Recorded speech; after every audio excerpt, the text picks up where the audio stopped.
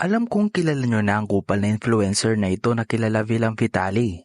Isa siyang Russian live streamer na kilala sa kanyang pangungupal sa mga taong gusto niyang pagtripan. Para saan? Siyempre para pagkakitaan. At ginagawa niya ito sa iba't ibang mga bansa. At kamakailan lang ay ang bansang napuntahan niya ay ang Pilipinas.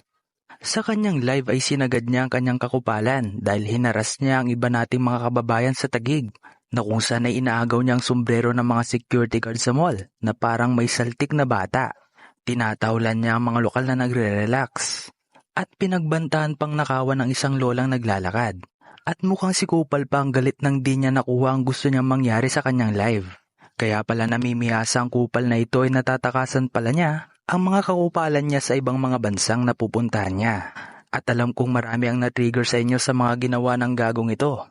Pero mabuti na lamang at hindi nagpapatinag ang ating gobyerno sa mga ganitong klase ng tao. Dahil inaresto siya matapos mag-viral ng kanyang mga videos.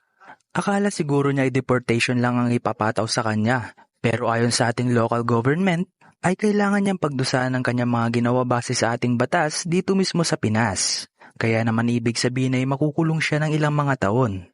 At saad pa ng sekretary na maging aral ito sa ibang mga bansa at mga foreigner na katulad nitong si Kupal na may kalalagyan sila kung sakaling maulit pa ang ginawa niya. At tignan nyo naman si Kupal, mukhang hindi niya talaga sineseryoso ang mga nangyayari sa kanya. Di niya lang alam kung gaano kahirap ang buhay preso dito sa Pinas. Hay nako, good luck na lang sa kanya.